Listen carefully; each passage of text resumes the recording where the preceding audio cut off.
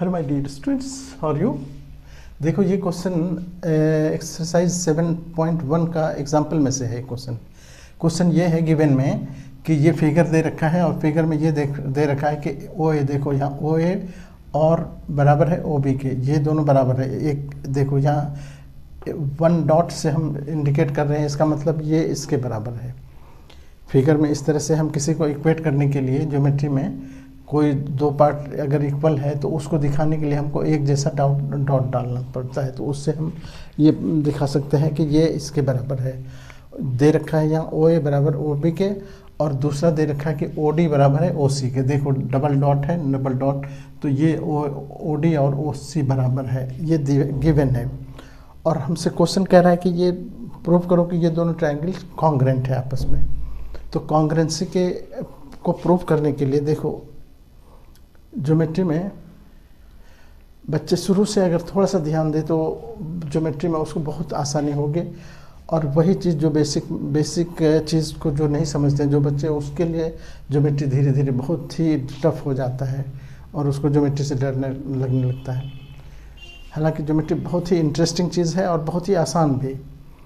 आप जानते हो कि दो ट्रायंगल को कॉन्ग्रेंट प्रूफ करने के लिए 4-5 रूल हैं। 5 रूल एटलीस्ट हम लोग डिस्कस कर चुके हैं, जिसमें आप जानते हो कि एस एस होता है, एस ए होता है, आर एच एस होता है,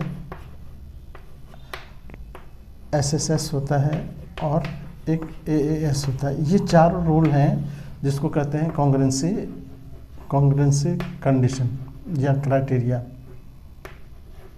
कंडीशन। इसमें से कोई रूल इसमें फॉलो करता है तो हम कह सकते हैं कि ये दोनों ट्रायंगल कॉन्ग्रेंट है।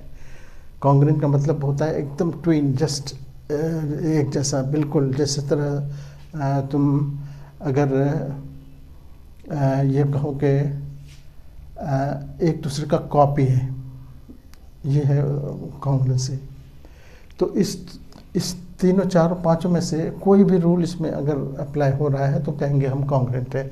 यही हमारा बेसिक ये है मोटो होता है इसमें। तो अब हम यहाँ पर देखो कि क्या करेंगे।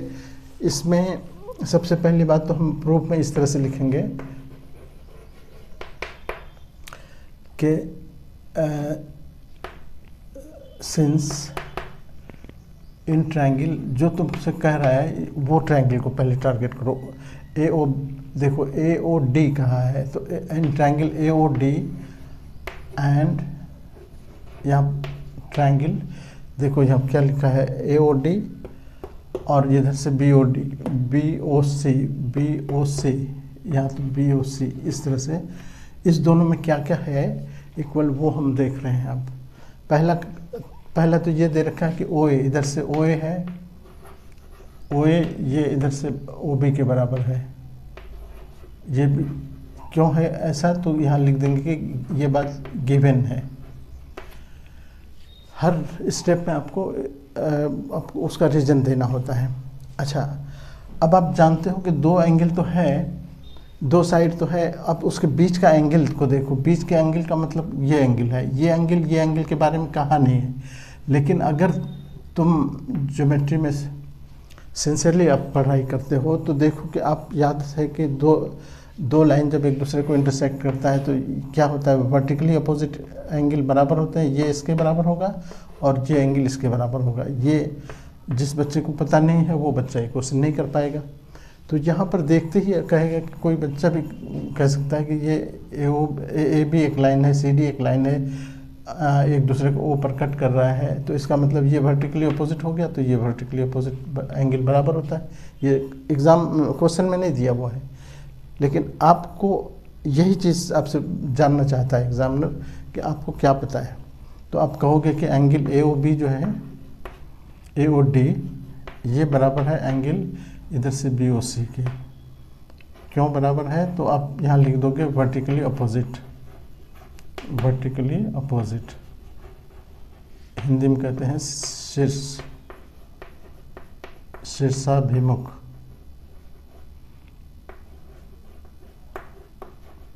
कोण। और दूसरा इसके बाद देखो साइड हो गया, एंगल हो गया, और दूसरा साइड देखो यहाँ दे रखा है ओडी, ओडी बराबर किसके, ओसी के।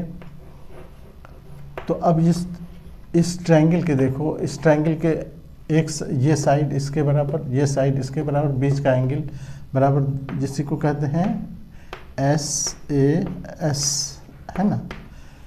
SAS से दोनों कॉन्ग्रेंट हो गया, देयरफॉर लिख देंगे ट्रायंगल AOD, ये कॉन्ग्रेंट, इस तरह से कॉन्ग्रेंट का सिंबल होता है BOC, ट्रायंगल BOC। और ये प्रूव हो गया। क्यों प्रूव हो गया? तो यहाँ पर लिखना पड़ेगा SAS कॉन्ग्रेंसी, कॉन्ग्रेंसी, कॉन्ग लिख दो तो चल जाएगा। इसको सर्वांग समता कहते हैं, SAS सर्वांग समता। अब जब दो ट्रायंगल, ये हमारा एक प्रूफ हो गया, हमारा एक पार्ट हो गया यहाँ पर प्रूफ्ड। अब CPCT तुम जानते हो कि जब दो ट्रायंगल कॉन्ग्रेंट हो जाते हैं तो उसके कॉरस्पॉन्डिंग साइड्स बराबर होते हैं। तो कॉरस्पॉन्डिंग साइड्स भी बराबर होते हैं, कॉरस्पॉन्डिंग एंगल्स भी बराबर होते हैं।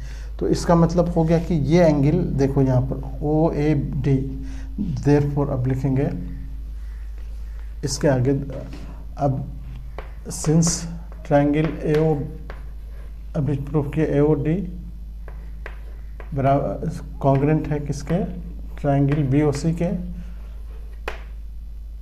यहाँ पर दूसरा पार्ट इसका कर रहे हैं। तो एंगल ये एंगल जो होगा एंगल देखो यहाँ पर, इसको हम कह सकते हैं DAO, या इसको OAD भी कह सकते हो, OAD ये एंगल